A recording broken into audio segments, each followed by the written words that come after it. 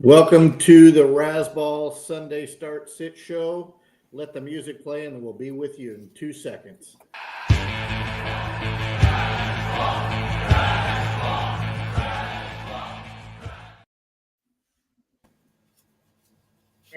Morning. I see Jeff's already got his coffee. Dave is drinking something I won't ask live on air what he's drinking. Derek was probably drinking last night after what happened to Vanderbilt. But alas, here we are. Sports is fun. Can't win them all. So, gents, let's go around the horn real quick. What are you what's on your mind for this Sunday as far as football goes? And then we're going to jump into Jeff, what's on your mind? Not to be a homer, but how the Jags offense looked without Travis Hunter. We got all this hype that he was going to be the number one receiver, get all the targets. Now he's on the IR for 4 weeks at a minimum. So is it Parker Washington?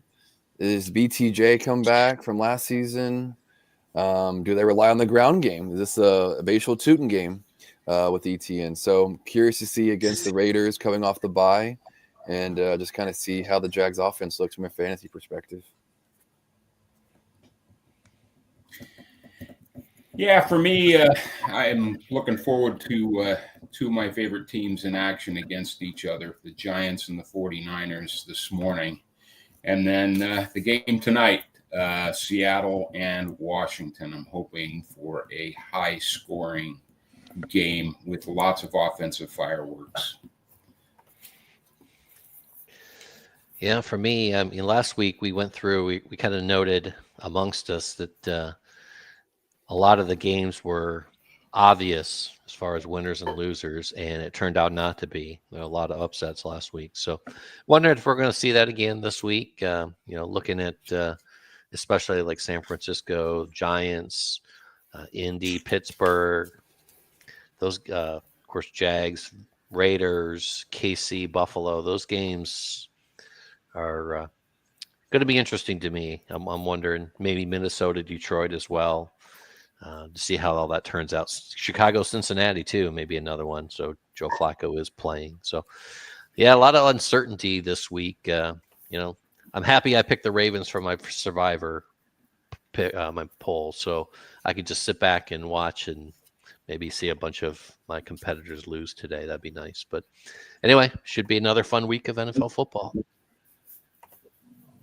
Yeah, Derek, give me a thumbs up if it's still cracking or a thumbs down if it's you're good. cracking. You're good. Better? Okay, Yep. Good. What I'm looking forward to is the teams that are at or near the top. Are they able to start to separate from the pack? And without, no pun intended, right? Green Bay, can they start to put teams away early? They're going to let teams hang around. Can the Bengals put teams away and stay alive in that 4-team race with the Steelers and the Ravens? Or are the Ravens just going to do what they always do and just walk all over the rest of that division? So I'm interested to see if the cans will separate and if the cannots continue to make things difficult for the bookmakers. So we'll see how that happens as we move forward. But yes, I agree. I think the Bears game with the Bengals should be fun to watch. I think the Giants and 49ers would be a fun game to watch. The Lions and Vikings should be interesting. Dave mentioned the Seattle game. Dave, remind me of their opponent. You said it already. I did. Commanders. That might be a good game as well. Jaden Daniels is back. So without further ado, because I don't speak French and ado is as far as I can go with that, we're going to get right into the questions as always, or most times. Jeff Marks is in first. We're going to go around the horn. Jeff, Dave, Derek, and back up to me. Jeff Marks, good morning to you. Pick 2 full PPR, Tyrone Tracy, Travis Etienne, Kenneth Walker, or Aronde Gadsden. Jeff, this is wonderful. We get a Jags name right off the bat. And by the way, I don't even recall Travis Etienne playing like the last 4 weeks. I don't remember seeing him in the box score. I mean, went from being the top of the food chain, and he was a must start. So I'm not going to speak for you, but here he is in this question with some other fine talents. Yeah, no, this is a good question. Normally I would say 18 right off the back, but like you mentioned, he's kind of fallen off. Not really sure what's going on with that. They've kind of abandoned the run game a little bit. So we'll see coming off the bye. Raiders are surprisingly a decent defense against running backs. Oronde Gadsden has just been amazing for the Chargers. He's been a godsend for them. As a tight end, it's rough starting another tight end in a flex spot, but the way he's been utilized lately, it's hard to bench him in a PPR. I think Tyrone Tracy is going to get all the work for the Giants. The Niners still banged up. So for mine, I'm going to go Tracy and Gadsden. Yeah, there's a lot of good options here, and thumbs up to Jeff for always joining us very early. Made good use of his extra hour this morning by jumping in like 2.5 hours before the show started. Wow. I probably am going to pick Gadsden as one of the guys out of this group and hope that he just has another huge first half, because I'm not really seeing that as a competitive game. Last week's game wasn't real competitive, and he disappeared with more than 8.5 minutes left in the second quarter, but he had done a lot of damage. About the running backs, wow. Washington's not a great matchup, and neither are the Raiders. 49ers probably the best matchup, and I think Jeff's hit it on the nose. He's probably going to get the most work out of the three running backs. So I guess, yeah, I'll go with Tracy and Gadsden as well. Yeah, I'm definitely in agreement with Tracy. The matchup with San Francisco looks pretty nice, and the Giants are just, as we all know, they're running out of weapons every week, so they're going to lean on Tracy, and he's shown he can do it. So I'm going Tracy pretty confidently.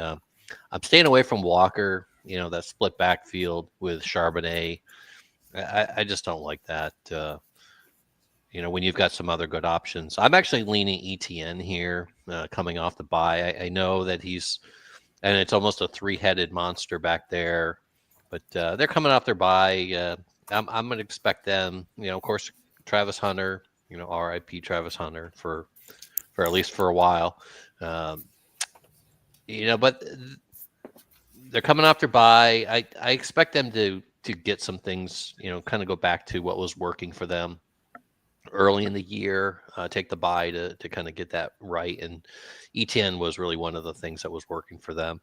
And I understand, why, we want to consider Gadsden, and I love the guy. I mean, I'm a Syracuse fan too, so I'm definitely in his corner, but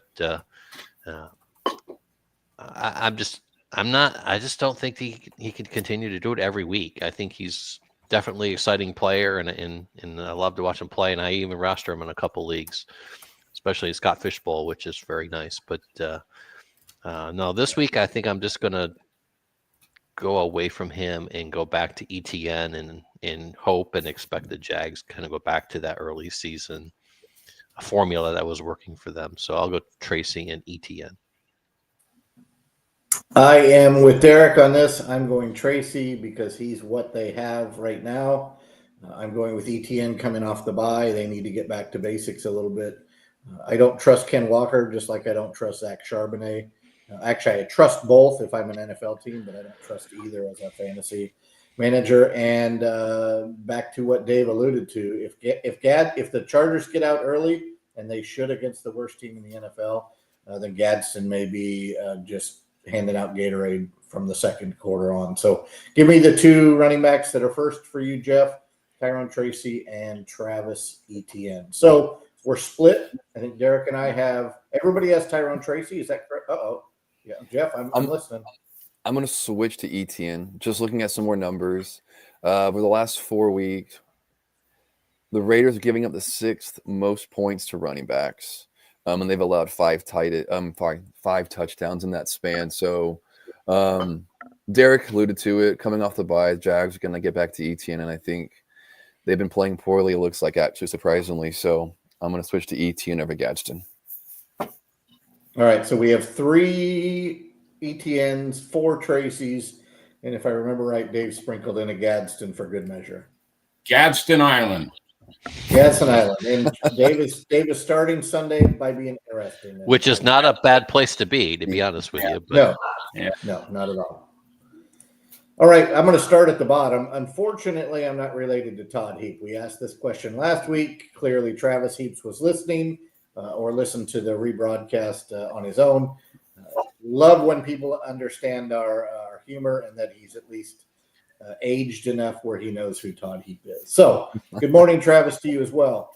Please pick one wide receiver and one non-super flex.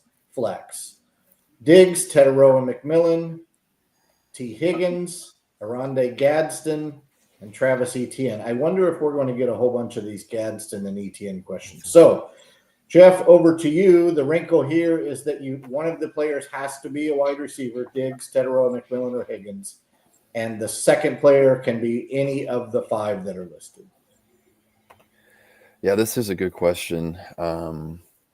Earlier, I would have always said Diggs is the option, but Drake May has been spreading the ball out so much to all the Patriots receivers.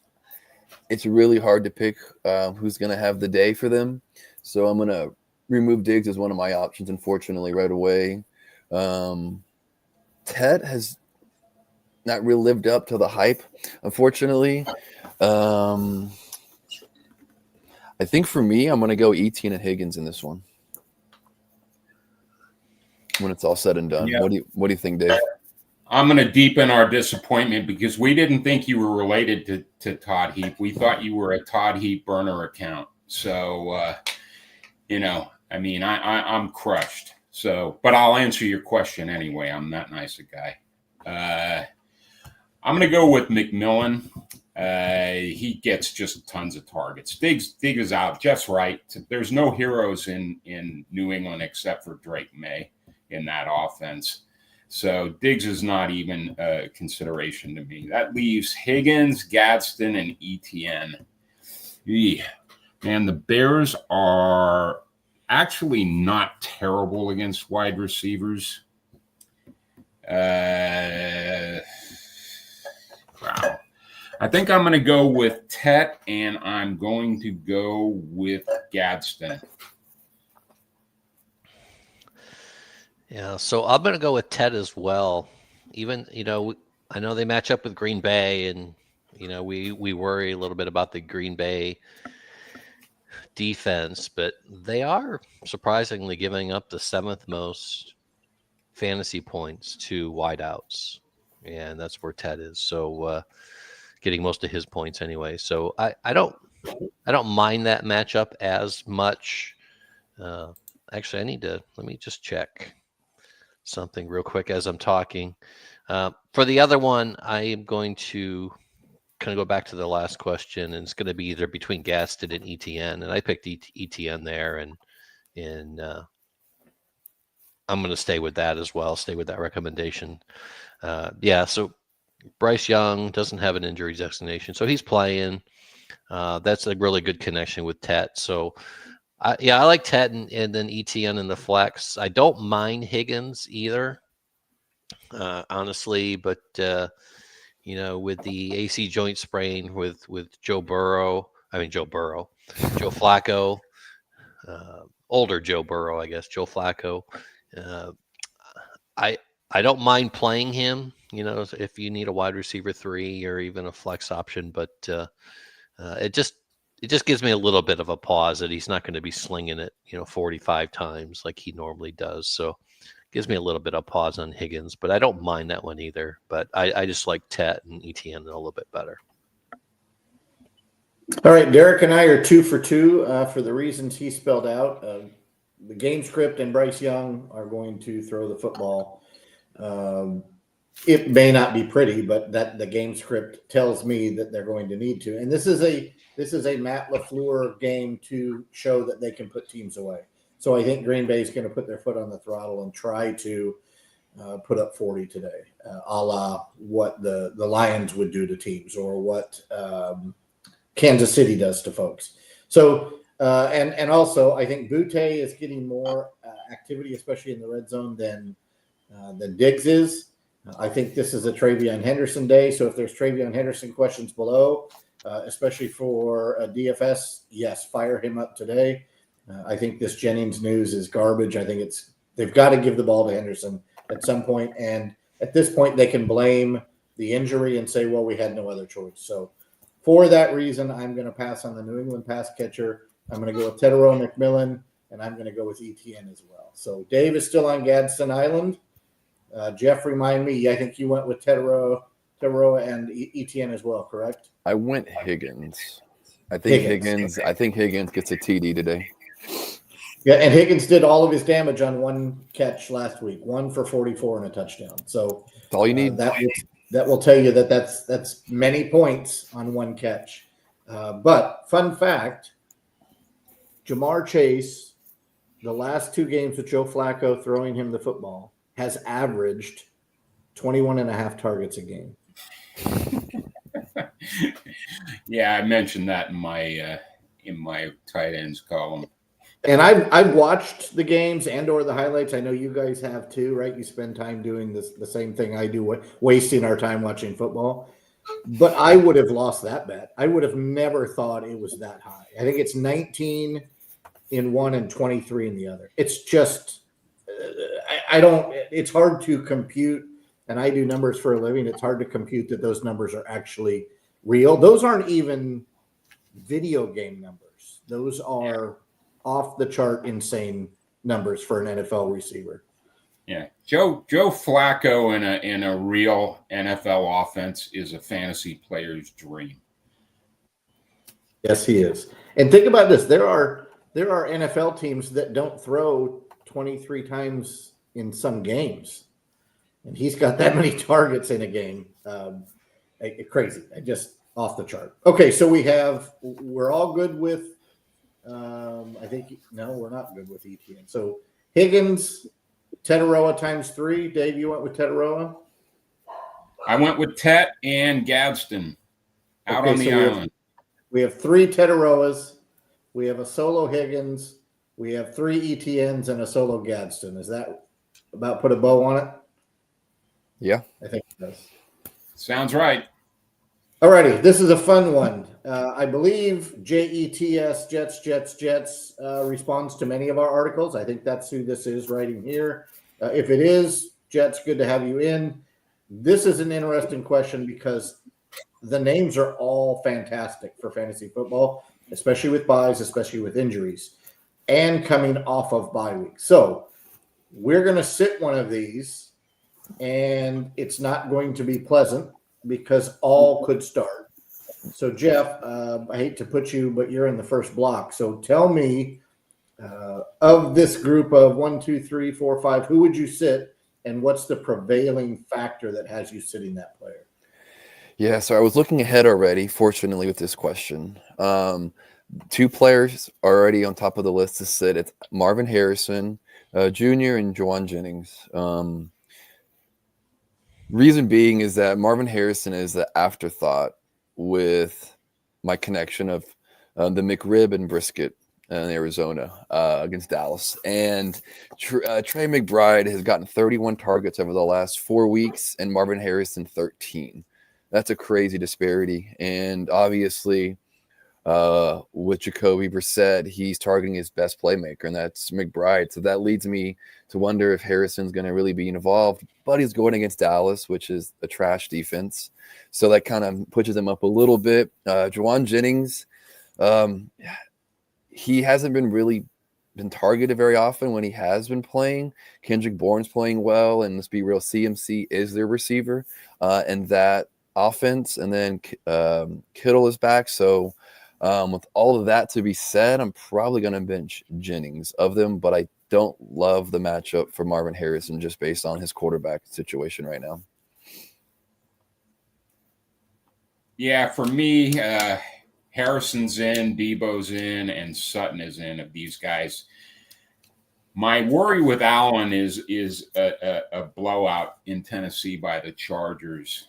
And my worry with Jennings is there may not be enough to go around there in New York. But the Giants are pretty giving to wide receivers, and I think they may find themselves in a dogfight today. So I think I'm going to bench Keenan Allen here. His volume has been kind of up and down, and usually if they find themselves in a trailing position, he gets more work. I don't think they're going to be trailing today. So I think I'm going to go ahead and bench Keenan Allen and these guys. Yeah, Dave just made two really good points. He said the potential blowout in Tennessee with the Chargers and all the options available. And to me, that puts Keenan Allen on the spotlight to me. Between Ladd McConkey, Keenan Allen, Quentin Johnson, and of course Rondé Gadsden and Vidal. I mean, that's a lot of mouths to feed in a game that's probably gonna get out of hand, or should get out of hand relatively early. And if that's the case, to me, I think Keenan Allen probably takes a back role. So if he gets early production, he's going to be just fine for fantasy. But I don't think he plays a full game. And to Dave's point, the Giants are pretty friendly to wide receivers, and I also think that's going to be more of a game where San Francisco is going to have to play the whole game. In fact, I wouldn't be surprised if the Giants win that game. So for those reasons, I'm going to be out on Keenan Allen as well. I think everyone else on that list, I can make an argument for in a good game. Matchups vary, but they should be targeted. And the only one that really has a big question mark on it is Keenan Allen for me. So I'm going to sit Keenan Allen. I am going to side again 3 times in a row with Derek, who sided with Dave's analysis. We need to stop that. Well, it's for my for my sanity. Stop agreeing with me, Matt. I will say that there's probably a question in our near future that will make you feel better about that. So if not, I will make sure that I disagree with you in some form or fashion shortly. So I'm going to go with Keenan Allen as well. And Jeff, I will allow you to, since you've been looking at numbers and listening to the 3 experts speak after you, if you'd like to change your selection to Keenan Allen, you will not be held in contempt of analysis. No, I'm gonna stick with it for this one at least. I was looking at some numbers with Jennings. He's only topped over 45 yards. Last week was his first week over 45 yards since week 2, and he's dealing with a lot of injuries still. So I just don't love the Jennings start this week, unfortunately. Yeah, and you made the point. He's just not getting targeted. And I agree. He's not getting targeted as much as he should be. And as with the injuries to wide receiver that that team has experienced, but he does have 7 targets in the last 2, so it shows that he is bumping up, and this might be a game where we see that get closer to 10, in my opinion. So yeah, and I think this is a game scripter as well, right? This is one I think they're going to throw more. He's getting healthier every week. I don't know how healthy you can get with 5 broken ribs, but maybe it's called the off season where you can get back. He's certainly not out there swinging a golf club on the weekends with those injuries. So look at this. It's always good to see Scott Eminger drop a question. Thank you, Scott, for chiming in. For anybody that is signed in and listening, watching along, dropping questions, you notice that Scott's question is not only a different color, it's green, but it also has a dollar amount in there. It's $4.99. Anybody that wants to jump to the front of the line, they can use the super chat function. Drop us anywhere from 99 cents to, what did we guess last time? $1,099 or $1,099. We're willing to take whatever you have. We all have children. We have Christmas coming up, so feel free. And Thanksgiving, we have to buy turkeys. Turkeys aren't free. So thank you very much, Scott. Hopefully you recognize that that Sky was not here today before you drop some coin. I don't know if we can refund that when you find that I'm hosting today. So apologies. Sky is on the road. He's busy today. Was unable to jump on with us. So Morning men, embarrassment of riches because of injuries. PPR league need one running back and one flex. Travion, Monangai, Charbonnet, Brashard Smith, or Keenan Allen. So let's go 2 players from the list. One has to be a running back, Jeff. Interesting names. Yeah, to me, I think the first 2 are his best options, Travion and Monangai. Their matchups are great over the last 4 weeks. Henderson going against Atlanta, second most points to running backs given, and Monangai, Bengals, the first most to running backs over the last 4 weeks. So I think those are your 2 starts. Due to injuries, these guys are prime starts. No Henderson, Ramondre Stevenson, Antonio Gibson. This has to be Henderson's week. I mean, I know we joked about it early in our group chat with Terrell Jennings, but there's no way in hell that he's going to get more touches than Henderson. If he does, that's wild. So got to go Henderson. And with the injuries to Chicago, no Swift, no Roshan Johnson. Travis Homer is the emergency backup to Monangai. He's not getting work. So I think those 2 are your best options, and it's a set and forget them. And Jeff, who did I tell you is a guaranteed anytime touchdown bet this week? Monangai. Write it down. Yeah, fun fact. I originally dropped Trey Henderson this week for Kareem Hunt before I heard the news on Ramondre Stevenson. Then I clawed back Henderson and dropped Keenan Allen. So all the Keenan Allen diss that I've been dishing out probably guaranteed a huge game today. But I'm going to absolutely go with Monangai here first. I really don't see where the competition is going to come from. I don't see Travis Homer being a big volume guy. You know, they could surprise me, and I really they're so threadbare there. They called up a practice squad guy by the name of Britain or England or something like that.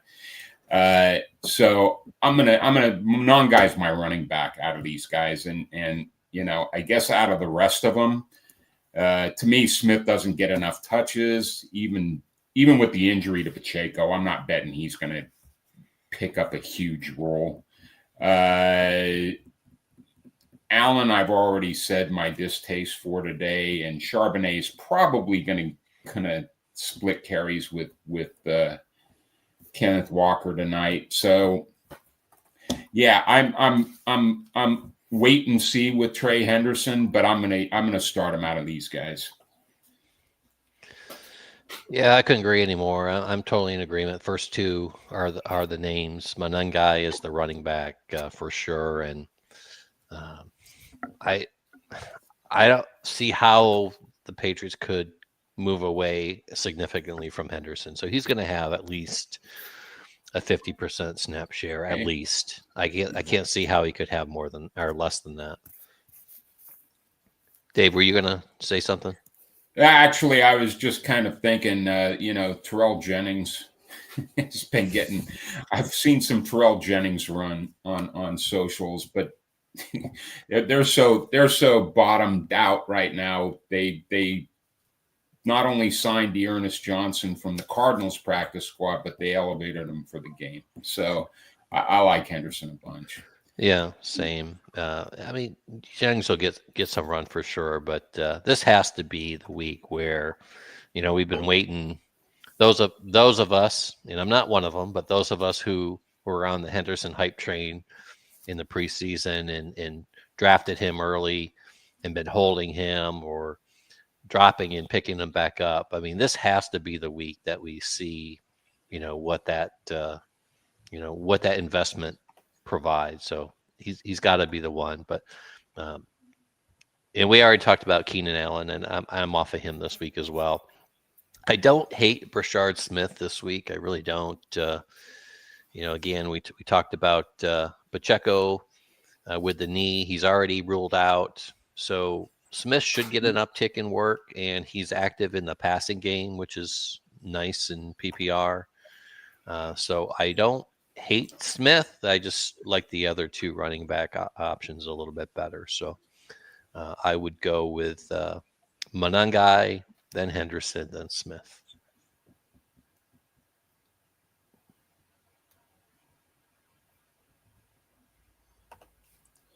We got to worry about that mute. I need an administrative assistant to help with the mute button. I don't know if that's in the budget. I'll have to ask Sky later. Monangai for sure for me, and everything that the panel said.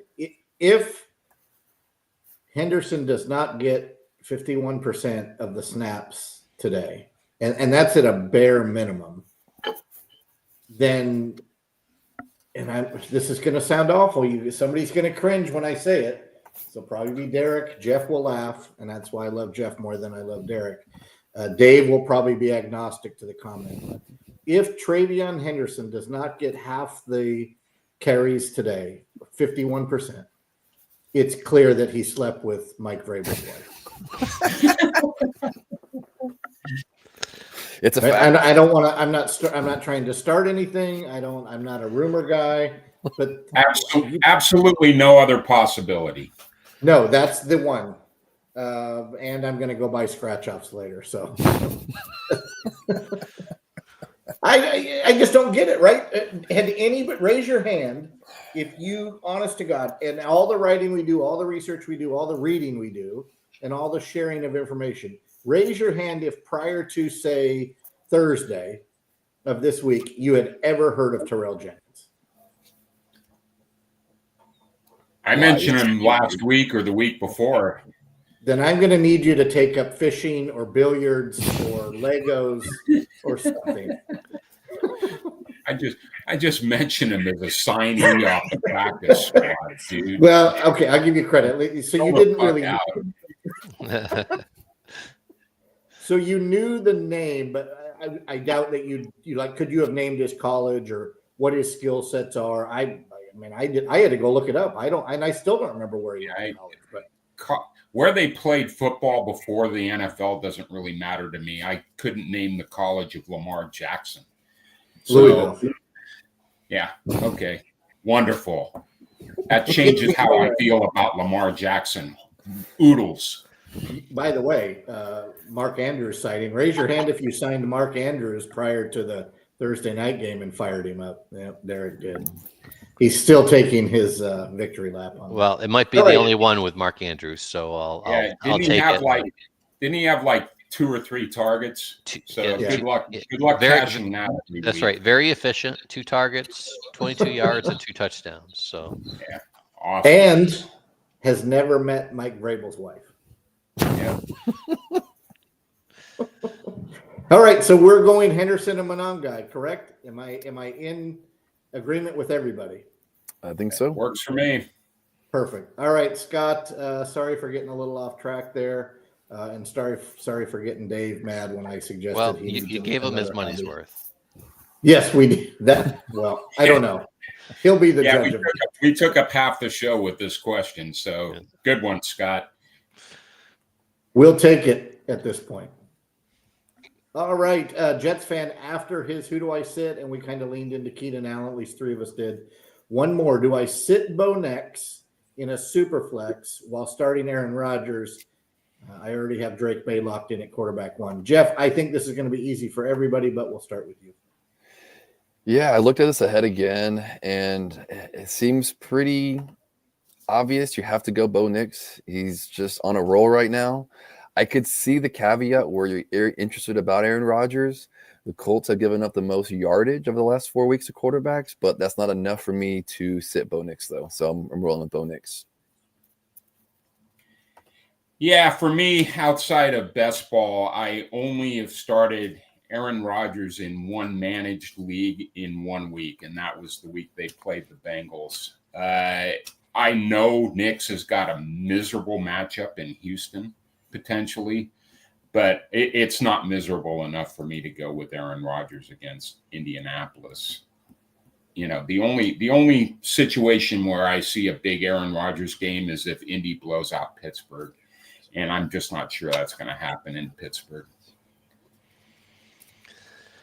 Yeah, I couldn't agree more. can't sit Bo Nix. 15 touchdown passes already on the year, and I'll be the first one to admit that Aaron Rodgers has not been terrible this year, but he's not the option when you've got both Drake May and Bo Nix on your roster, unless, like Dave said, unless you're playing, in Cincinnati or something, which he'll be playing against them in a couple weeks. So keep him sitting on the bench. Maybe consider using him in Week 11, especially when I think one of either Knicks. I think Knicks might be on bye that week, if I remember right. The Broncos might be on bye in Week 11. So fire him up then, but for now, just keep him nice and comfortable on the bench, throwing those 70-yard throws to nobody, and go with Knicks. I agree. We made the mistake, Derek, of sitting Cortland Sutton earlier this season in a game that we probably would have said, oh, you might as well sit Bo Nix too. It's a horrible matchup, and that cost us to win. So I am not going to sit Bo Nix in favor of Aaron Rodgers. Are there other quarterbacks I would consider it? Maybe, but they're not in this list. So for me, I think it's classic overthinking. Start the better player, and it's the significantly better player. And like Derek said, hold on to Aaron Rodgers because he will play the Bengals soon enough. Bill Dino, welcome back, Mr. Bill. Deep trouble with loss of neighbors. That was last year, I think. Cam Scadaboo and Bucky Irving. I have a second run. I wonder if that's two running back. Does he have his running back two or two running backs? I think he's saying two running backs. Yeah. Yeah, two running back spots and a flex to fill, PPR. Krosky Merritt, Jordan Mason, Sharbs, Brashard Smith, Darnell Mooney, Christian Watson. He looked not so rusty. I agree.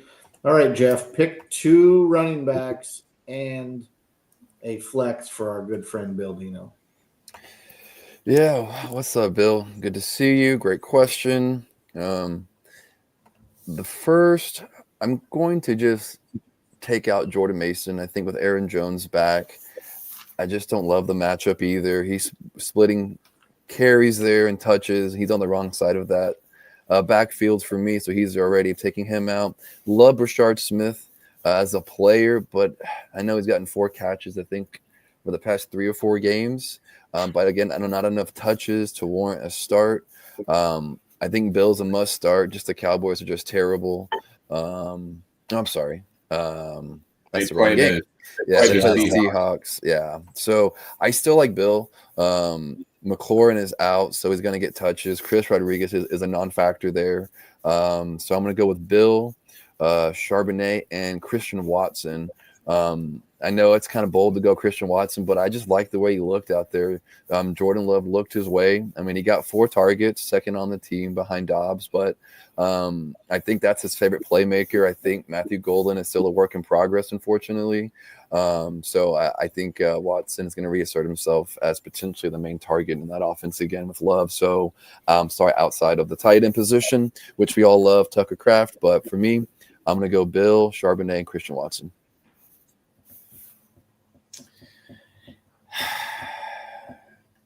To me, Brashard Smith is out. He does, out of all these guys, he's probably going to get the fewest touches. Jordan Mason pretty much crushed my team in a non-PPR league last week. Just have a hard time thinking he's going to do anything against the Lions, either with J.J. McCarthy coming back, unless J.J. surprises us and looks really good against a tough defense. I don't love Krosky Merritt.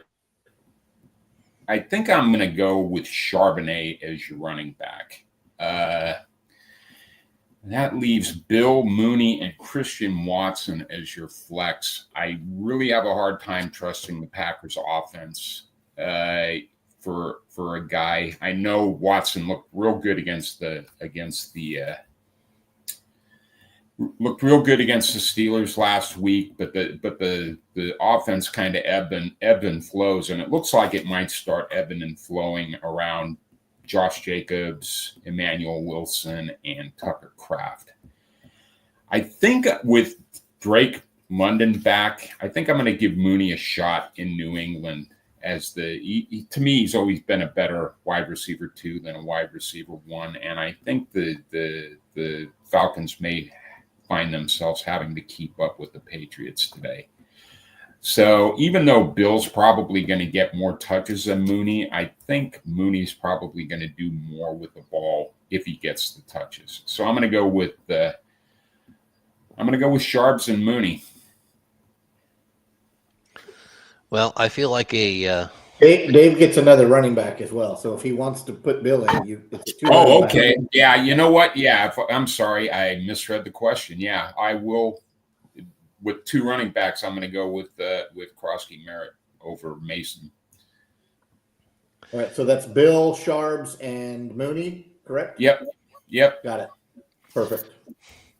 Yeah, so to start, well, thanks, Bill. Long time being here with us. I'm a salmon swimming upstream today because both of you guys were off of Brashard Smith. I'm actually on him. He's my first choice of running back in this list.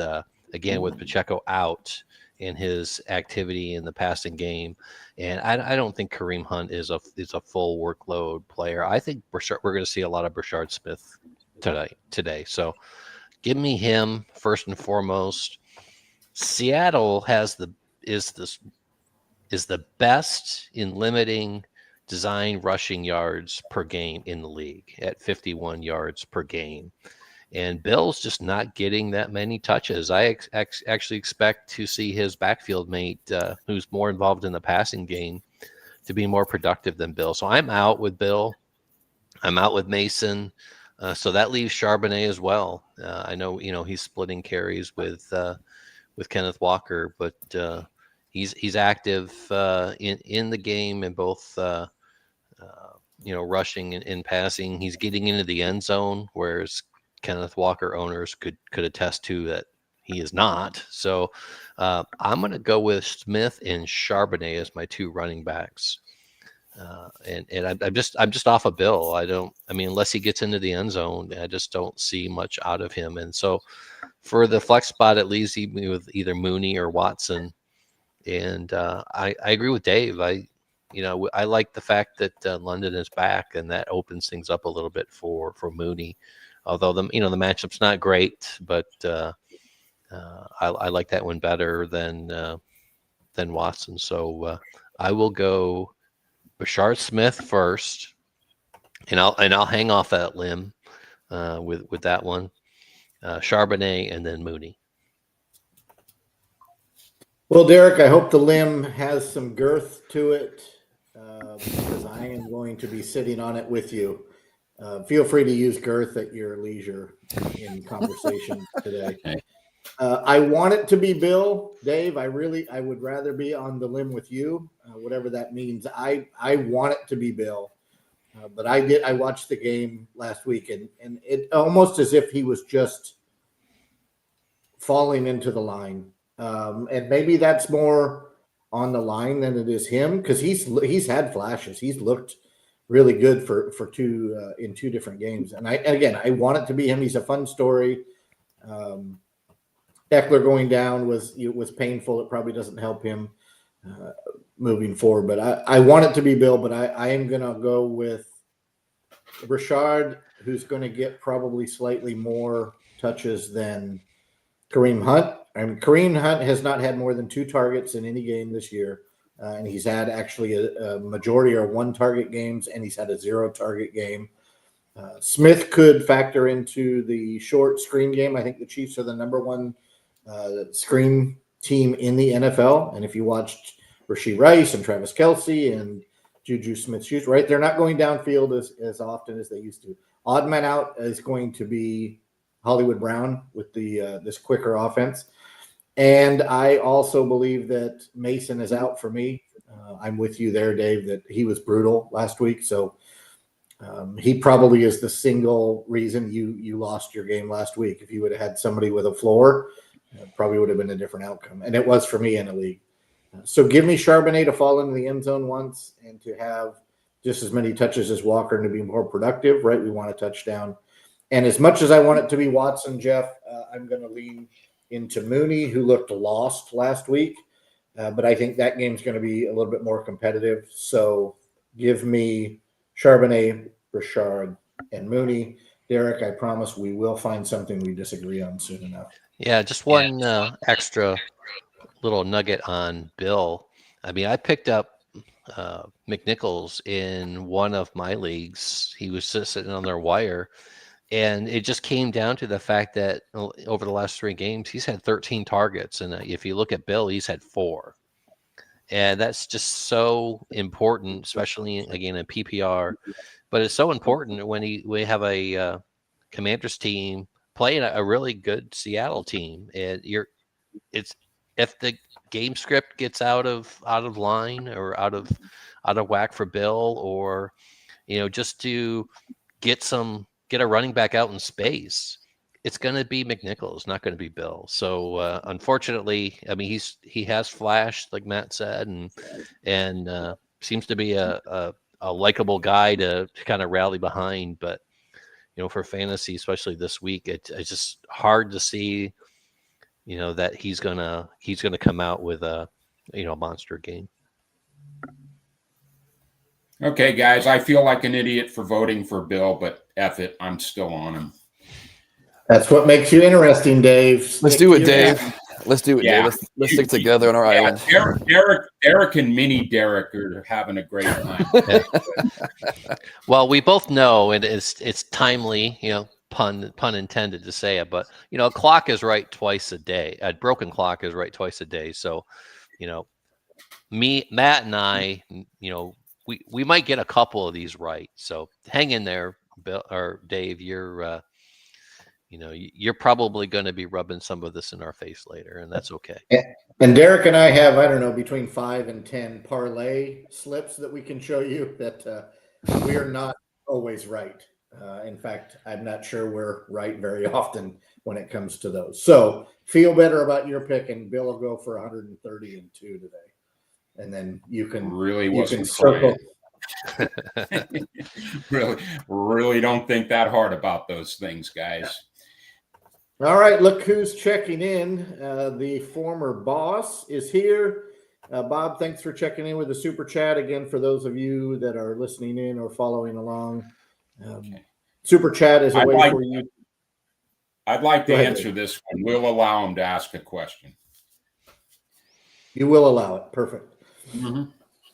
And for a super chat, if you want to jump to the start of the line, top of the list, drop a couple of bucks, drop whatever you feel is good for the team here. We split it up at the end of the year. In fact, Bob, we probably need to talk offline. I don't remember seeing any of the proceeds from super chat last year, so we might have to have Doge come in and do an audit on Bob's funding that he received from Razzball. Nonetheless, we will answer the question because here it is.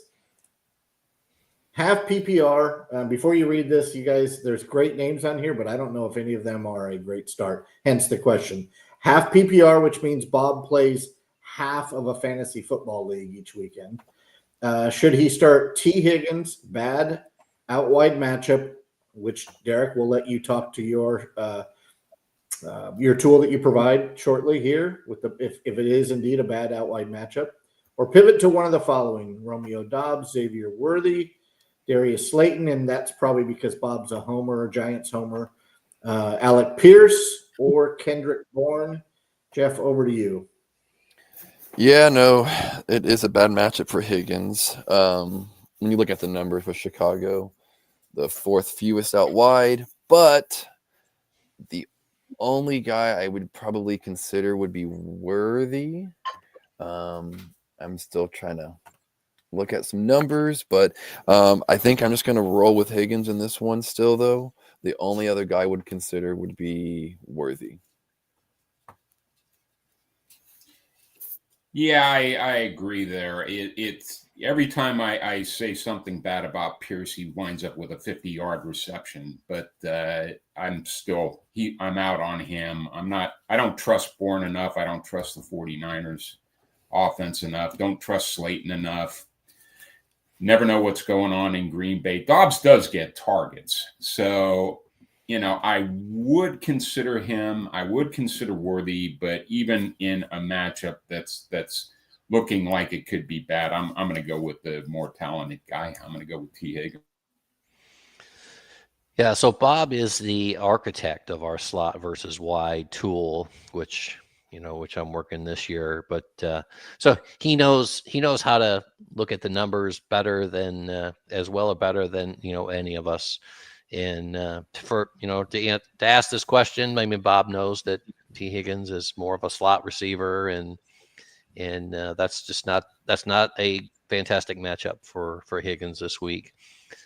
So if you look at Worthy, I mean, Worthy would be the one that stands out to me next as well. But he's more of a slot receiver as well, and Buffalo's actually a little more friendly out wide. So there isn't an obvious answer amongst the other names. I'm going to roll with Higgins as well. In fact, as Matt can attest to, we are in our joint league rolling with Higgins, and it really just, again, it comes down to, Joe's AC joint. And if he can hold up for a full game and if he's distributing the ball as we have come to love, Higgins should be just fine. If for some reason he goes out early, and obviously you can't predict that, then I'm a little worried about Higgins. So, but all the other matchups, Worthy would be my next choice, but I don't really love that either enough to move away from Higgins. So I'm sticking with Higgins. All right, that sounds like 3 Higgins so far. Is that correct? Yeah, so we're going to make it 4, and then I'm going to give you a couple of names as to why I lean to Higgins as well. Josh Jacobs / Tucker Kraft. Dave already mentioned both. Rashee Rice, Wan'Dale Robinson, Jonathan Taylor, and Michael Pittman, and Tyler Warren, Christian McCaffrey, and George Kittle. Yes, you could counter that by saying, well, what about Jamar Chase? Well, at some point, Jamar Chase cannot have 40 targets in a game. I would have said 25 on a normal Sunday, but he had 23 last Sunday. So I think the best wide receiver 2 and a guy that would be wide receiver 1 on many NFL teams is T. Higgins. The others are all plenty good in their own right. Pierce probably at the bottom, Slayton right above him, Bourne right above him, or Slayton and Bourne you can flip. Dave's right. Dobbs is going to get some targets. Maybe they'll be really early on, and then Emmanuel Wilson takes over when they don't need to continue to run it up. The Chiefs have not been throwing deep. This could be one of those Ravens, Bills, Chiefs games where it just goes bananas, or it could be 9-3. I don't think it's going to be a 9-3. My guess is 45-42 before it's 9-3. So I'm going to go with Higgins. I'm going to go with the best player on the list. And I believe, Derek, correct me if I'm wrong, we're starting Sutton and Higgins, and we're leaving Jawan Jennings on our bench. Jawan Jennings might have a better game, but I don't think we're willing to risk the fact that at some point you have to put 2 players and even maybe a shadow on Jamar Chase that would open up the receiving lanes for T. Higgins. So we're going to go 404 with T. Higgins. Bob, thanks for chiming in. Look forward to more questions and comments at the bottom. Jamie, good morning. Hello to you as well. And happy Sunday to you. It's been about 50 minutes since you chimed in, so hopefully you're still hanging around. Jets fan. Oh, I didn't see that. Let's go. Somebody, thank you for clicking that for me. Scott is in again with another super chat question. One more, boys. Half PPR. So again, half of a fantasy football league. Start Bam night, Monday night against the Cowboys. I believe that's at Jerry's World. Or Woody Marks, who was dinged up earlier this week but is off the injury report now. Wide receiver, start Keenan Allen or Chris Olave. I know your thoughts on Allen, but Olave has a crap matchup. Thank you, Jeff. Over to you. Yeah, the Arizona running back carousel is really interesting. they cut Michael Carter and then brought him back to the practice squad. But so I really don't know what's happening in Arizona there. However, out of the two, I think I like Knight more than Woody Marks. Even though I love Woody Marks, it just depends on what the game script in there. But I do think they're going to rely on CJ Stroud a little bit more. Looking at the snap count last week, Bam Knight outplayed Michael Carter with snaps and performed him. So I'm actually going to go Knight. I actually do think Olave has it's not as bad as a matchup as you think, as he gets his reps outside in the slot 60-40. And we're looking at our slot wide tool. The Rams give up the fifth most points to slot receivers per game. So I think Olave playing catch up in this game actually has a better opportunity for fantasy points. So I'm going to go Knight and Olave for me. Yeah, I'm aghast that Woody Marks' biggest fan is not on Woody Marks this week. It's a little bit of a surprise to me.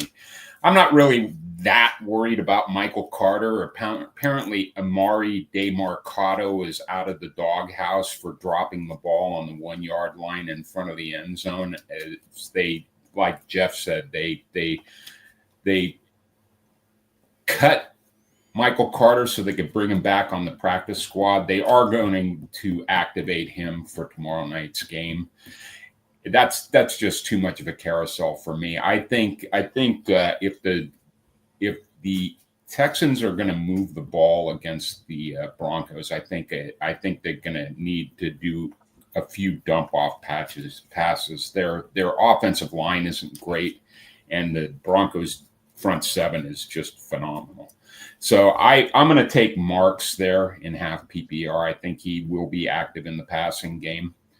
As far as Allen and Olave, Jeff pointed out that, yeah, the Rams are a crap matchup for the Saints.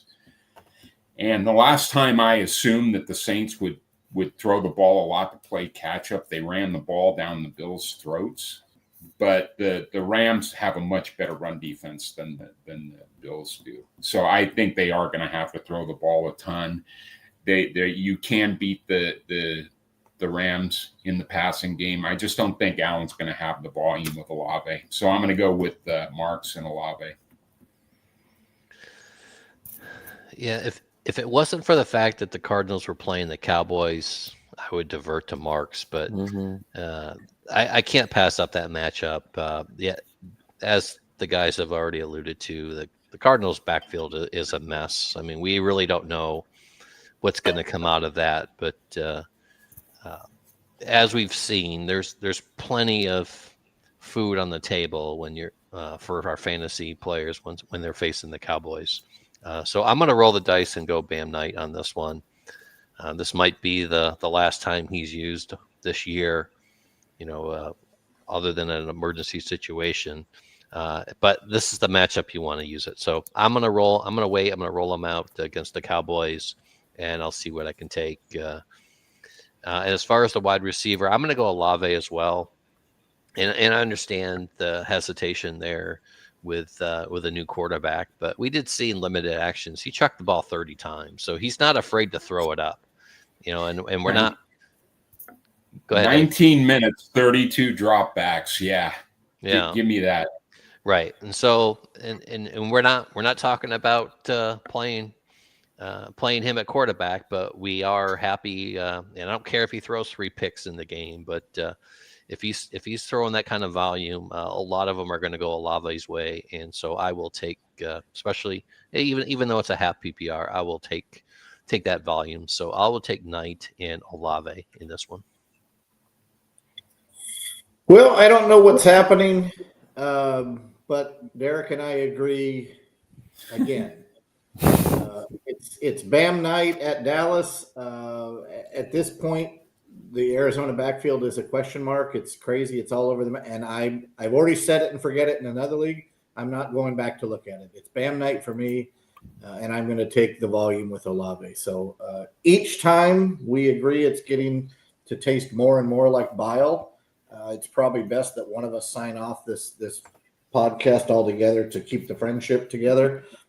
But we're going to power through. I'm waiting for Coach Vrabel's wife to chime in here. I keep scrolling to the bottom, but she has not come in for a comment or a question yet. All right, moving forward, Jets fan. He had a couple of other another comment, but we already identified this one sit guy for the wide receivers. We addressed that. So we'll move on to Jets fan again. Arande Gadsden or Brock Bowers, Jeff, and that's Bowers coming off not only a bye but significant injury time prior to that. And by the way, constant Geno Smith. So I factor that in. Hey, before we get to this, I need to warn you, Matt. New England visits Tampa Bay next week. So you may not see something today, but watch your back next week. What, you coming to town? No, but Mike Vrabel and his wife are. Oh, shit. All right. Thank you very much. Oh, boy. So you might get to see might get to see Trey Henderson do the deed in person. Oh, wow. So what? So be careful. Be careful how you move from here on out. Yes, I will. I will tread lightly. Dave's not going to. I'm going to tread lightly. Yikes! That was perfect and timed well. Ooh. Yeah. Well, how to follow up that? On that note, yeah, I'm gonna go Bowers. He has no injury designation, and coming off a bye, they're gonna be probably playing from behind him, hoping as a Jags homer on the show. And yeah, that offense just gonna have to go through Bowers. So I know Gadsden's been a fun past 2 weeks, but you can't sit Bowers off a bye. Yeah, I as much as I love Gadsden, I'm expecting the Jaguars and the Raiders, because of Brock Bowers, to be a more competitive game. Brock Bowers is not only back, he's actually taken, it looks like he's not going to be playing with a brace. So he's probably about as healthy as he's been since the first half of week 1. So I'm going with Bowers here. I can't wait to see how they integrate him back into the offense. That offense has been so terrible without him. Yeah, I totally agree. I heard on the radio, listening to one of our industry colleagues, it mentioned tight end rankings, where Gadsden was ranked above Bowers. And as great as that story is, and as much as I love the Syracuse alum, that's just crazy talk. And we haven't seen Bowers in a month, but he is back. They're at home against the Jaguars. How could you not go away? I mean, if you drafted Brock Bowers and you don't play him today, then just drop him, because it doesn't make any sense why you have him on the roster. Seems a little bipolar there, but okay. Yeah. So you gotta play Brock Bowers today, and he might not be the healthy number 1 tight end that you thought you drafted, but he is Brock Bowers. It's a decent matchup. It's really a must-win game. I guess all of them are for the Raiders, right? But no, you got to run with Brock Bowers. I don't see how there would be very few other options at tight end that you don't start Brock Bowers over. Very few. And I expect Matt's going to agree with me, and we can roll past the truth be told, I heard you, but I was trying to ignore what you were saying so that I would just make a clean guess, or my clean pick here. If it happens to be Bowers, that's more about just dumb luck maybe at this point, but I'm going with Bowers. Derek, did you go with Bowers? Pretty sure I did, yes. And Jeff and Dave, I bet you did as well. Well, are you still on the island, Dave? No. Yeah. No. I think that's the right call. Bowers kicked me off Gadsden Island. Sorry. No, don't be sorry. I think I need to apologize to Derek and to the entire Vrabel family, but that'll come later. Probably in writing when Gray makes me send my apology note to the Kraft management family. Or at least Kraft macaroni and cheese. Yeah, not that one. That one plays in Green Bay. Hiram Gato, welcome to the show, buddy. Start 2, PPR, Stephon Diggs, friend of the show, Troy Franklin, or I believe that's Jamison Williams. Sound about right? Javante? Is it Javante or Jameis? Oh, it's either Javante or Jameson. So Or, we can, you know let's what? give our, Maybe he did pick up Jerome Williams. didn't he play in the NBA? He did. Junkyard dog. Yep. All right, so we'll answer it 2 ways. Answer it once if you believe it's Jameson. Answer it a second time if you believe it's Javante. Start 2, PPR. If it's Javante, he's one of them for sure. Diggs and Franklin don't really have great matchups. Both their matchups, Atlanta's giving the 7th fewest. 2 receivers, and then for Franklin in Houston, they're the 9th fewest. Franklin was great last week. Just that's a matchup base. This week, I don't love it as the Texans are giving up the 5th fewest to the slot receivers, where Jameson. Okay. And Jamo's been bad. I know their OC said he's got to be better, but I really don't know how you can make it better. Man, this is tough, actually. So actually, let's just go Diggs and JMO, I guess. I think Troy Franklin was great last week. He's been better in great matchups, fantasy-wise. When he's in bad matchups, he doesn't perform as well. So I'm going to go Diggs and JMO. Yeah, none of these guys have great matchups, but, Jared Goff hasn't thrown 30 passes in a game since week 1. I don't know that he's going to have to throw 30 passes today. And even if he does, the Vikings are decent against wide receivers. So I'm out on Jameson Williams. I just, he's one of those guys. All of these guys are kind of those guys that boom or bust. Yeah. But as far as JMO goes, I think he's got the lowest floor out of all these guys. So he's out for me. I'm benching JMO. Yeah, this one's tough. I think I'm leaning with Jeff, Diggs and Williams. And I hear what Dave's saying. I don't disagree with it, honestly, but Detroit at home is a different team. They're faster. He only needs really one nice chunk play down the field, and he's gone. So I'm looking for something like that with Williams. Not expecting it, but I'm looking for that. I just don't see that upside with Franklin this week in that matchup with Houston. So I'm gonna, and I agree. None of these guys have great matchups, but just looking at potential upside, it's gonna have to be Diggs and Williams for me. I am going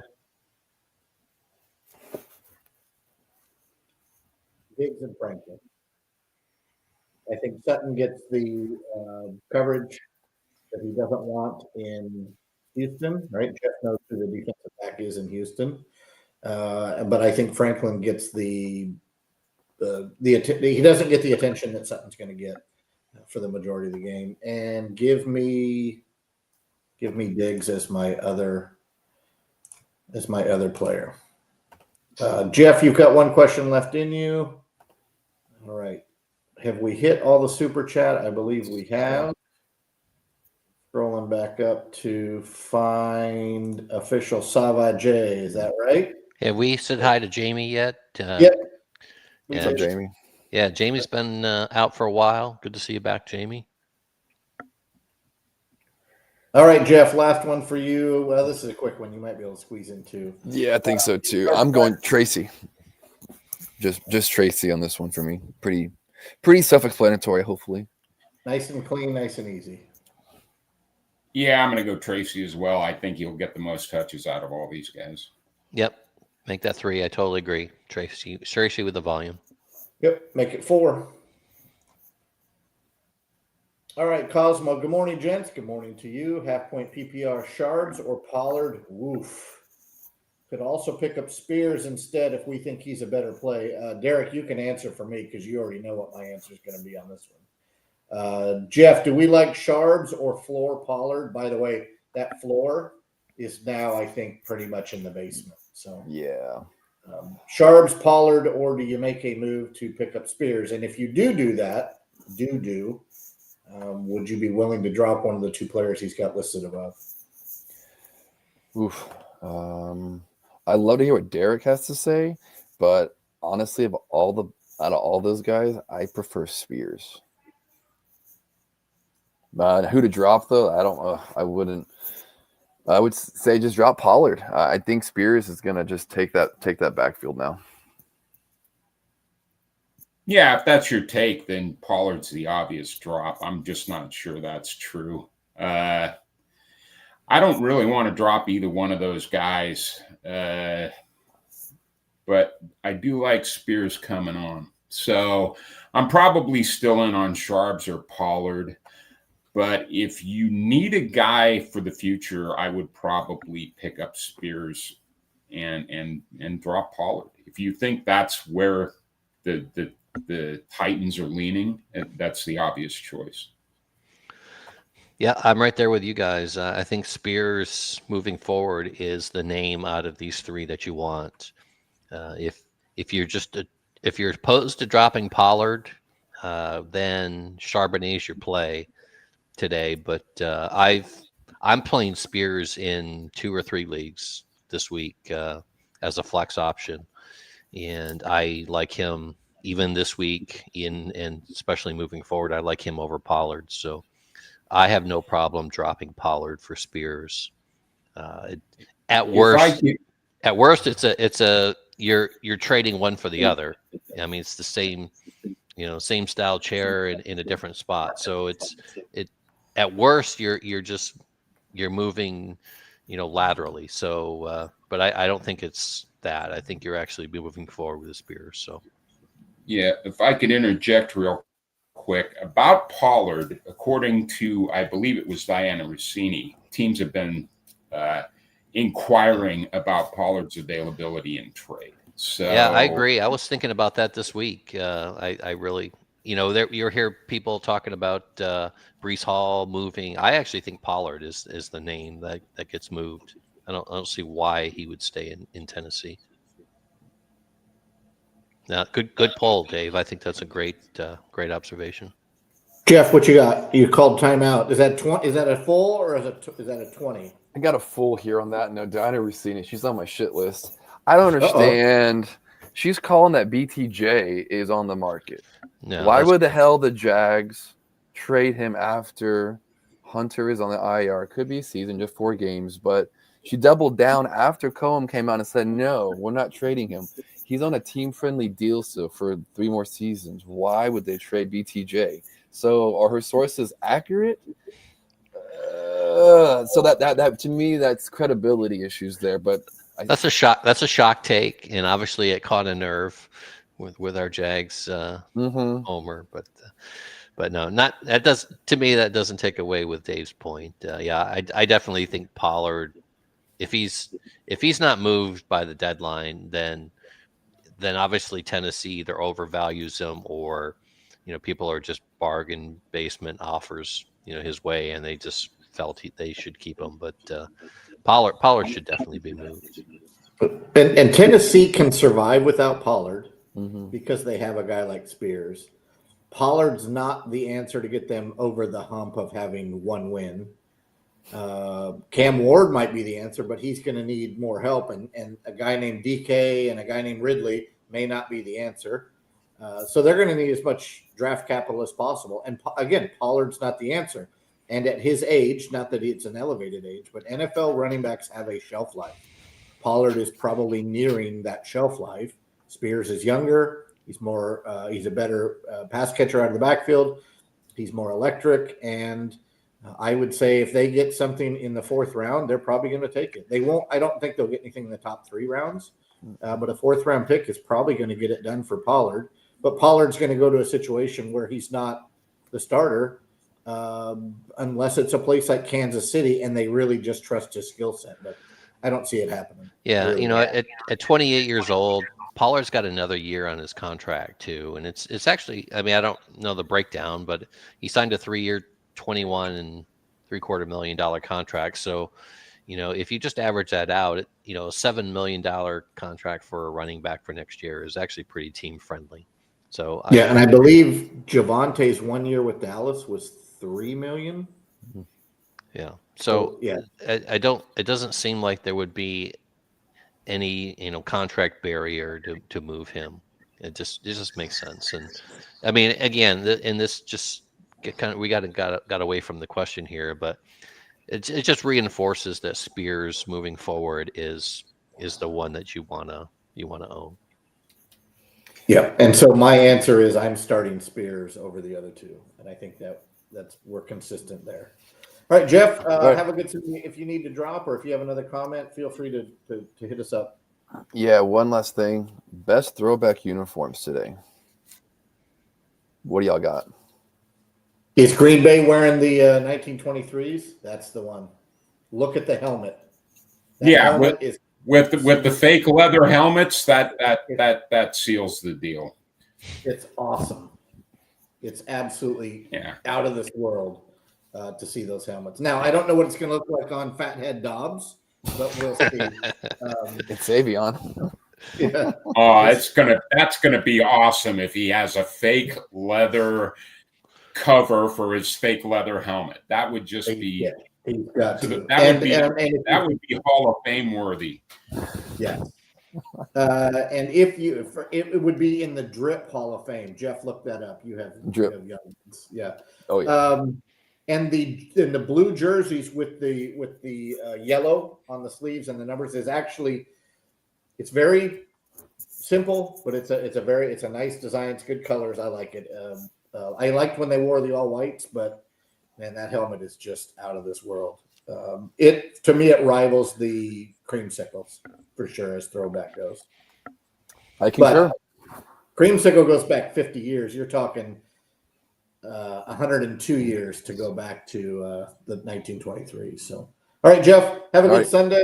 I introduced my wife the other day on TV to JoJo Siwa, bragged about your daughter going to dance with her. So, appreciate it. You're getting props inside this house, and go love on your daughter, and we will catch up with you on text later today. All righty, fellas. You have a good one. All right. Okay, Jeff, real quick, is that this week's column you need me to do? No, next week. Okay. Got it. Thanks. Yes, sir. So a week from today, Jeff. You need Dave to write a week from today. All right. Yes, cool. week 10. All right. Later. Good. All right, Michael, welcome in. Parker, Washington. This would have been a great question for Jeff, right? As our Jags homer. Parker, Washington, Troy Franklin, or Alec Pierce, and he chimes in. It's full PPR, so we're looking for the best full PPR receiver for 1 week. Here's your names. Wow. I don't really like any of those. I guess if I had to pick one, I'd go with the best matchup. I'll go with Parker Washington. I know he's trendy right now, but not sure he's going to do it. But I'll take him in this situation. Franklin's just got a miserable matchup, and Pierce is a wide receiver 3. So I'll take Parker Washington. Yeah, it's going to be a matchup for me as well. The Raiders give up the 6th most total to wide receivers, and Washington's both inside and outside. So I don't think that that we give him either lean him one way or the other because of that matchup. I think it's just a good matchup, like Dave said. So I'll go with Washington as well, and I think the Jags need to win. Frankly, I think that it's more incumbent on them to come out and throw the ball, run the ball, get back to basics. So what brought them wins early in the season, and with Hunter out, I think Washington steps right in. So yeah, and I think part of the panel that's not here today didn't even know who Parker Washington is or was when Derek threw that into a parlay, and it worked. well, that leg of the parlay worked. The rest didn't necessarily come to fruition. But yes, I'm going to go with the boys here and go Parker Washington. I think the better receiver on the list is Troy Franklin, but we're right. It's a rough matchup for him. So give me Parker Washington in a game that I think will be better than what it probably is on paper. And I think with Ashton Genty and Brock Bowers, you're going to have some form of offense on the other side, and the Jags will have to score to win. It's not going to be a walk in the park for the Jags. So, and I believe the Jags are traveling. Is that right, Dave? They're coming into your backyard? Yep, they're going to Las Vegas. Yeah. So we'll the three of us will go with Parker Washington here. All right, back nine, Ronnie, and we've got just over, we got about 25, 27 minutes to go before we have to sign off. So back nine, Ronnie, welcome back to the show. Drake London or Marvin Harrison Jr. Second question, Wandale or Troy Franklin? Dave, I think for me, this is easy. I think it's going to be easy for you as well. Yeah, for me, Drake London by a mile. I mean, he probably made himself a rich man by not being there last Sunday. I mean, I know Kirk Cousins was the quarterback, but that offense had nothing last week. And I think Drake London is going to be happy he didn't extend before the season. So Drake London for me, and Wandale is one of the guys I would take over Troy Franklin. I just like that matchup so much better. Yep, same for me. London for sure in the first one, and I wrote up Wandale in the Slot versus Wide article this week. I called him out. San Francisco allowing the sixth most fantasy points to slots, and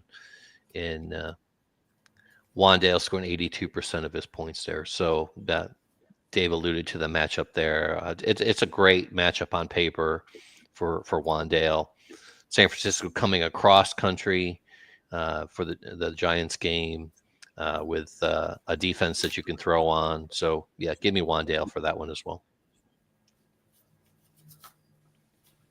Yeah, and if you're playing DFS, the Wandale and Dart stack saves you a lot of money.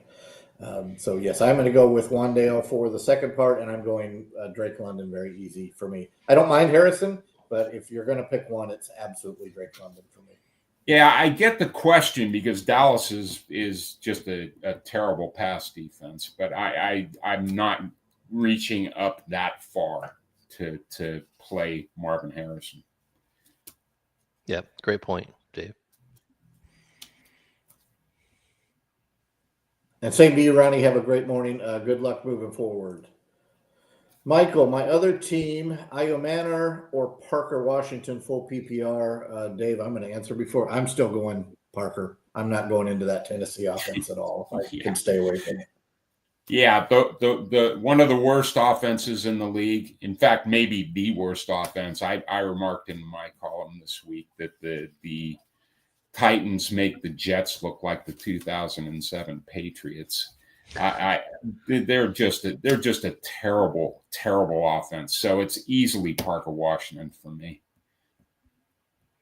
Yep, same for me. All right, Derek, you want to introduce this young man? That's Billiam Jones. Who? Billiam Jones. Good morning. All right, we've got emojis at the end, so you guys look at the end while I'm reading through the question. Good morning to you, Mr. Jones, as well. I have Chase, Pittman, Sutton, Quentin Johnston, and Ricky Pearsall. I lost Scattaboo last week and only have Brian Robinson as a backup at running back. Need another running back. Should I try to get a trade for? Who should I try to get a trade for? Well, I don't even know that we can address this without knowing what the league looks like. Well,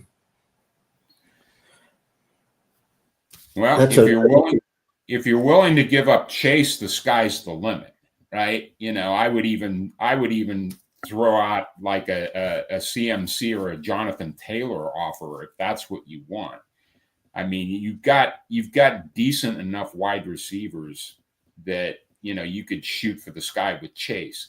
If you're looking to move one of the other guys, Pittman or Sutton, then you're looking for like you probably maybe can get like a Kamara back or, somebody along those lines.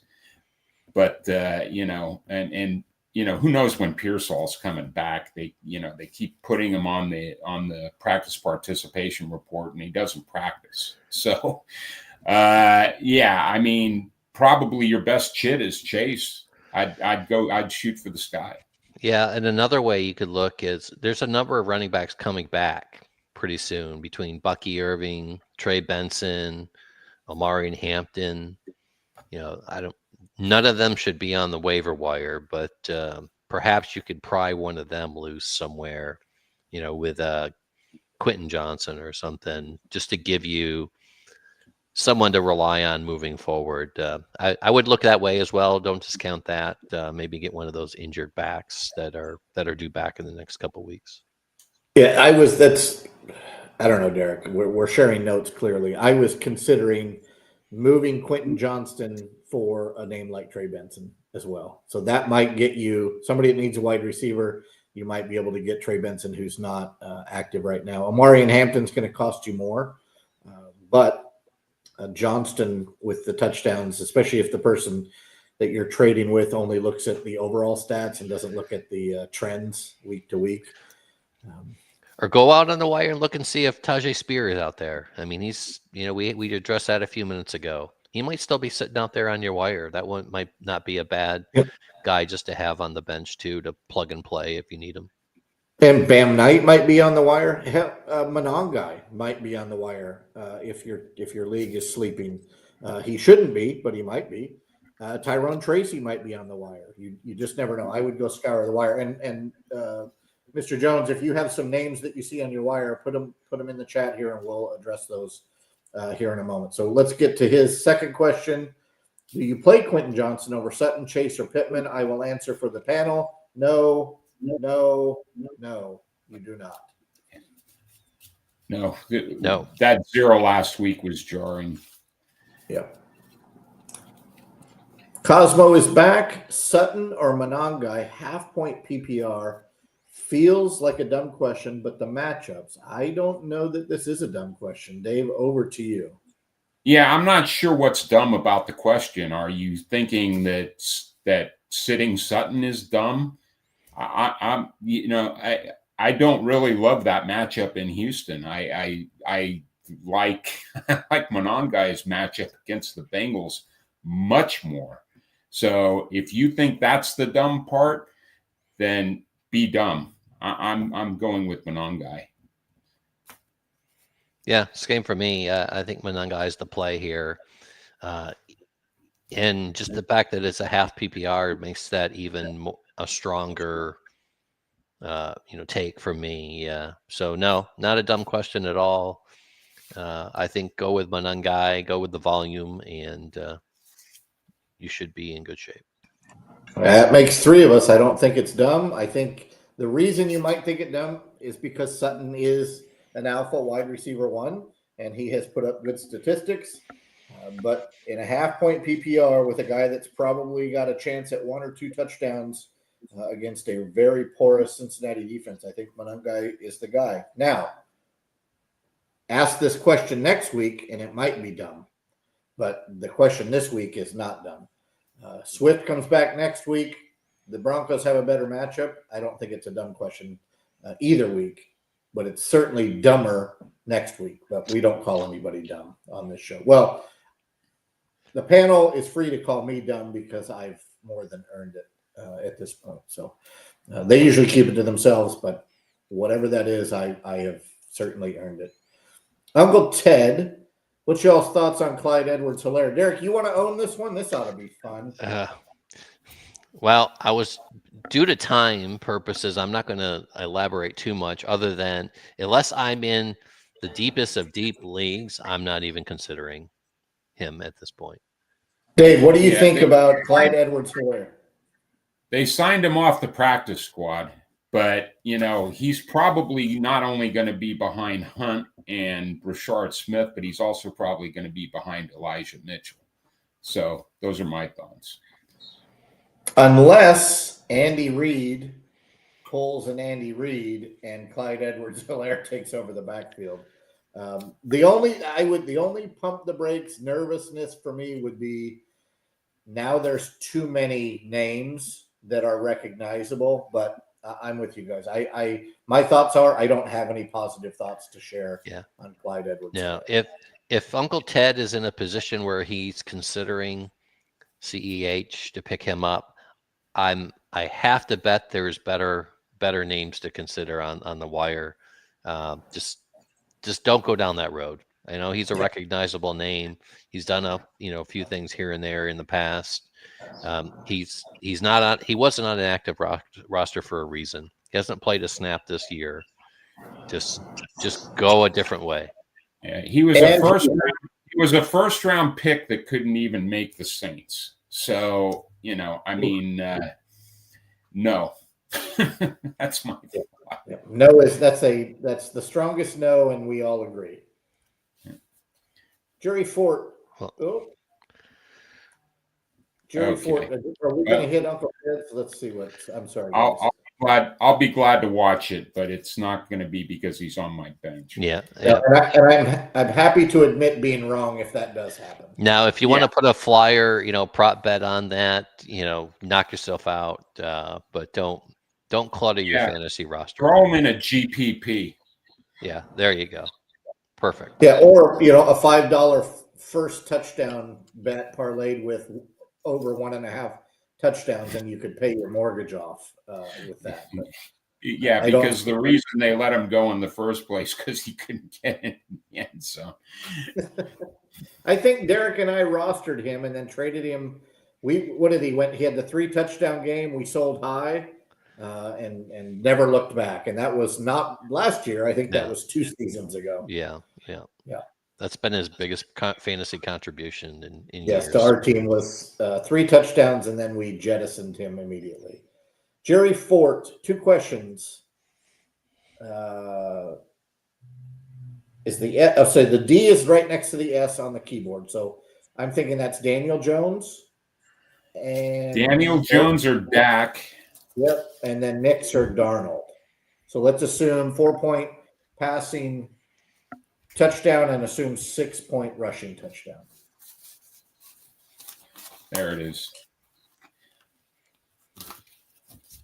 I think, man, Pittsburgh is a great matchup for quarterbacks. I think I'm going to go with Daniel Jones over Prescott, even though I expected the Dallas game to be higher scoring. Nix or Darnold?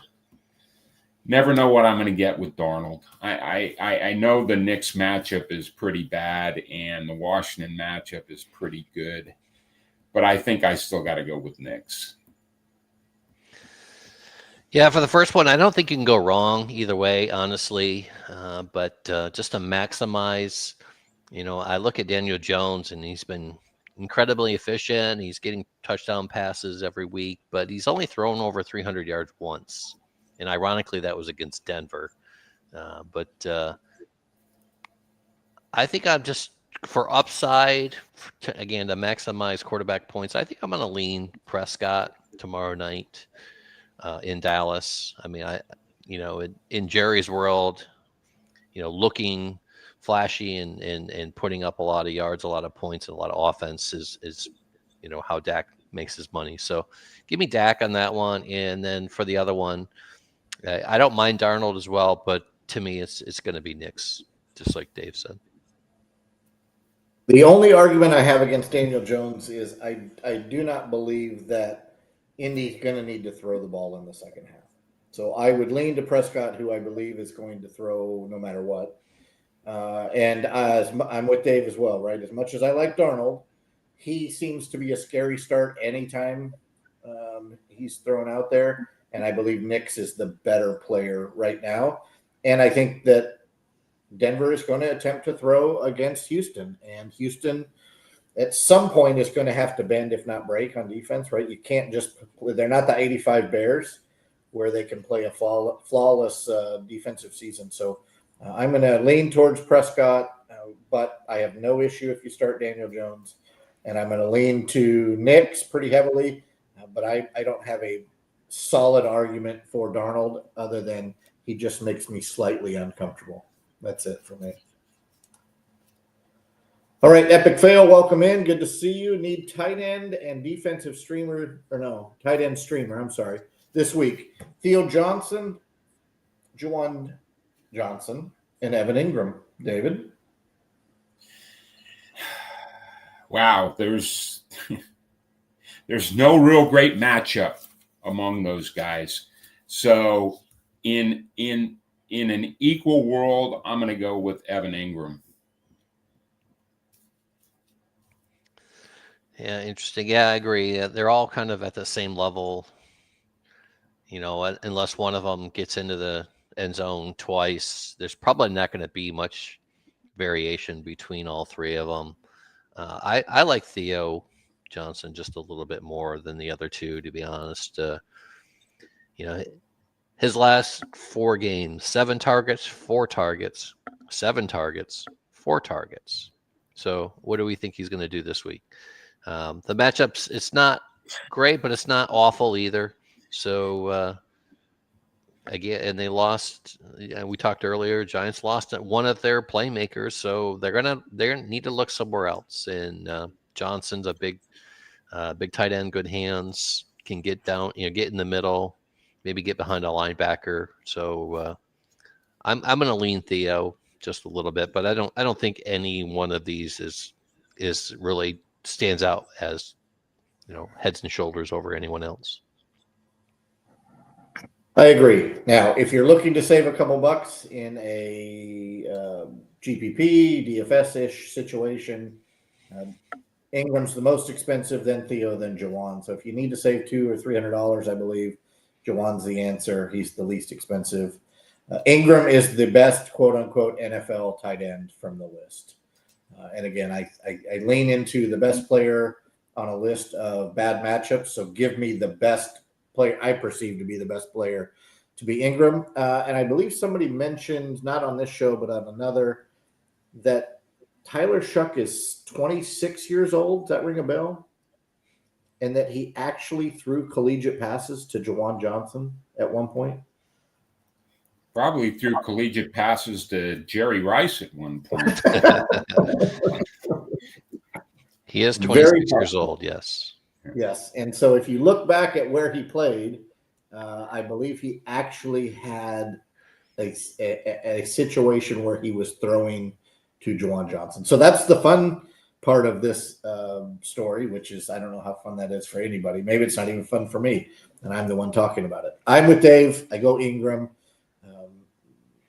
None of these three actually separates themselves from any of the others. So I'm going to go with the player I perceive to be the best player on the list. Jerry Ford, full PPR need 2.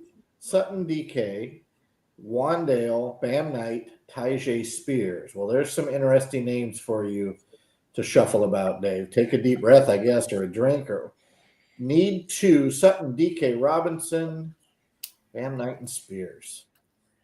Yeah, I'd love to say one of the running backs, but there's just no certainty with those situations. I'm going to go with Sutton and Wandale. I feel they are going to contribute to their teams. I don't know how much Knight is, and I don't know how much Spears is. And I've already made my distaste clear for the Tennessee offense. Yep, totally agree. There are places where Bam Knight or Tyjae Spears makes sense, but this is not one of them when you've got Sutton and Wandale already available. So, yeah, go with the 2 wide receivers. That makes 3 of us. Same rationale as the other 2 gentlemen. If Cooper Kupp is out, does Torrey Horton break out? No, he could. There's no. I don't hate it as a dart, and Kupp is pretty much going to be out. I mean, he was full practice on Wednesday, then he hurt himself, limited on Thursday, didn't practice on Friday. They pretty much the Schefters and the Rappaports are already saying he's probably not going to play tonight. It's this Troy Horton breakout. I don't know. I guess he could. They're going to have to throw the ball to somebody besides JSN. I still think if they do have that, I know they like him as a long target, but I think if they need something shorter, they're going to lean on the tight ends. So yeah, he could. Yeah, I agree. I don't mind him as a wide receiver 3 or a flex play. To say, is he going to break out?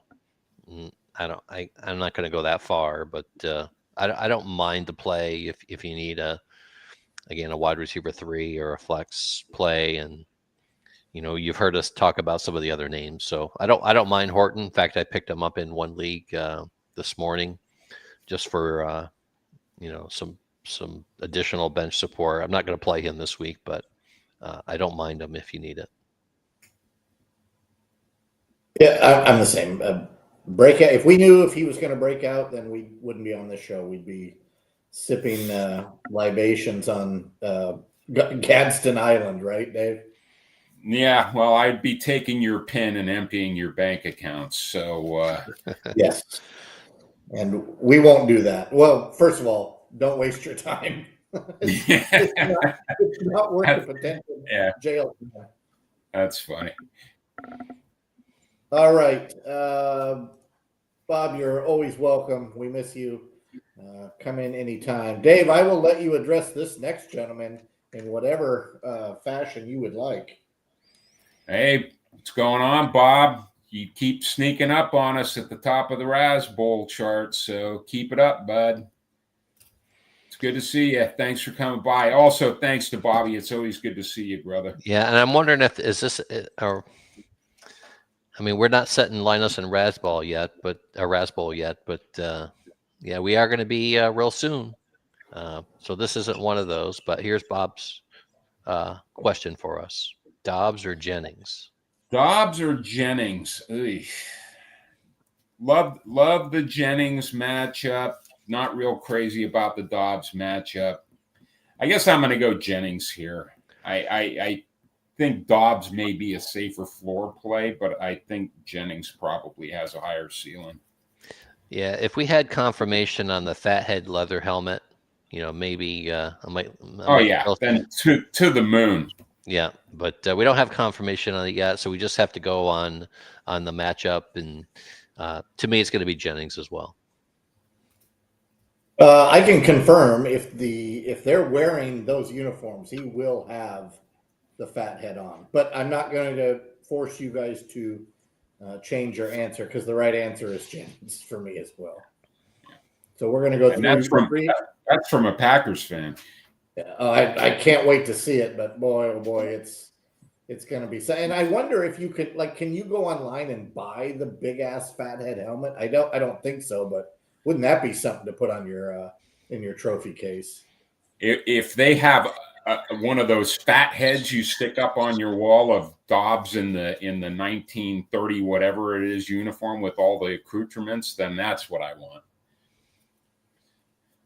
So it would be the fat head. The fat head. Yes, the double fat head. All right. Yeah. I'm going to go with Henderson here over Charbs. I got to think with all their injuries, I think they've got to use Henderson more today. I keep saying that. I keep getting disappointed, but I never said I was real bright.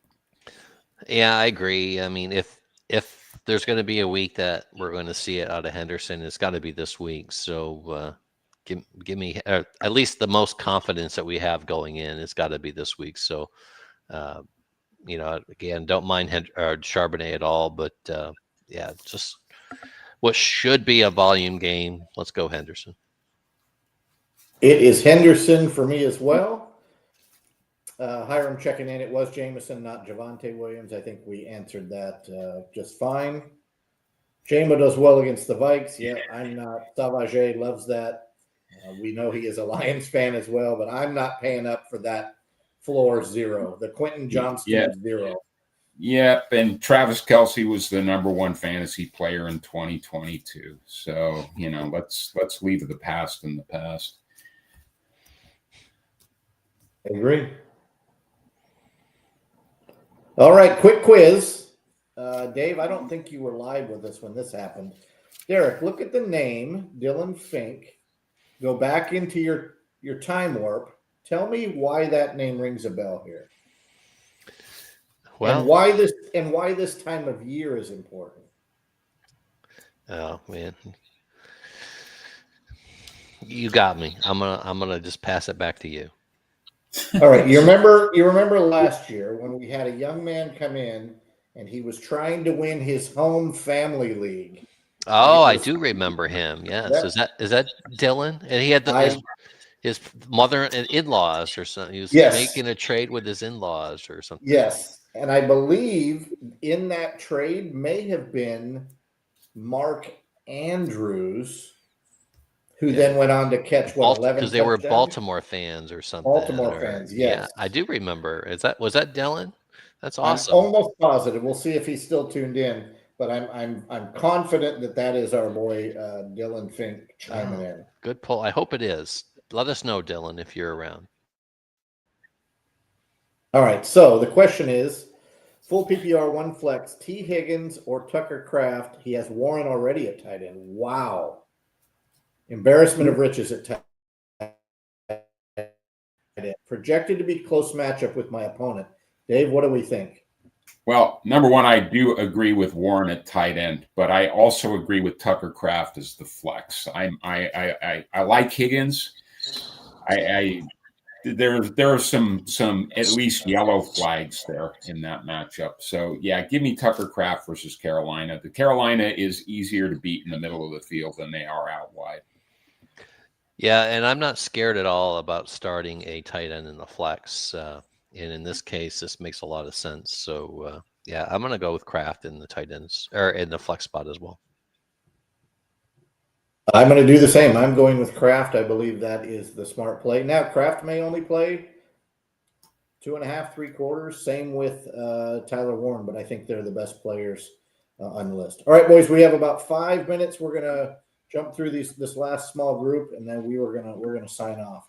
B. Silva, he had the Dodgers logo before the Dodgers won in Game 7, so we're going to give him credit for that and the $25 billion salary that it took for the Dodgers to win the World Series. You get start one wide receiver and 2 flex, full PPR. Again, 1 wide receiver, 2 flex. Aaron Jones, Bill, Christian Watson, Parker Washington, Trey Tucker, and Cortland Sutton. Yeah, I'm out on Jones and JCM. I think Minnesota is going to have to play catch up with the Lions today. So I'm not expecting them to run the ball. I know Aaron Jones is active in the passing game, but he just hasn't dazzled much this season since he got hurt early.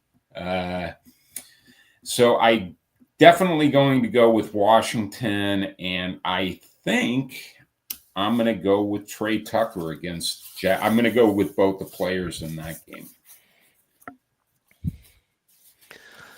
Yeah, same with me. It's going to be the last 3. We've talked about Washington and we've talked about Sutton already. I actually have Trey Tucker written up in my slot versus wide article. I think this is a really good matchup for him as well, and I like the potential game script there. So it's going to be Washington, Tucker, and Sutton for me. Yeah, real quick. Sorry, I miscounted. Yeah, I agree with Derek. Sutton is the third. I agree. All right, what else do we have? Do we have anything left? Yeah, here? we have it confirmed. Dobbs has the fat head rolling. Absolutely genius. Yeah. All right, what else do we have? Here's Michael saying thanks for all the help. We appreciate it. Yeah, 3, 4, sometimes 5 options, depending. If we get everyone here, and you got to get in early if you want 5, because sometimes Jeff has to break away or one of us has to break away. So appreciate you being on, Michael, and come on back. we like to think that we do some homework and try to piece together some logic and make some good selections and some good recommendations. So hopefully it works for you, and let us know. Come back and let us know. Same with Bob. Good to see Bob always. Bob, your friend, longtime friend of the show, longtime winner in all Razzball contests, both the pigskin and the leather. So I guess you'll have to work your way into the basketball tournaments and see if you can just take all of them. Just own Razzball. But that'll be another conversation for another day. Yeah, I don't know if it's getting old for anybody else, but seeing this guy circle the wagons with beating everybody in every sport, it's getting a little brutal to watch. Yeah. If we had time, we would go to the Razzball PPR league and see where Bob is in that, but I don't know offhand. So we may have found his Achilles heel and got him on a different platform. Maybe we can beat him there.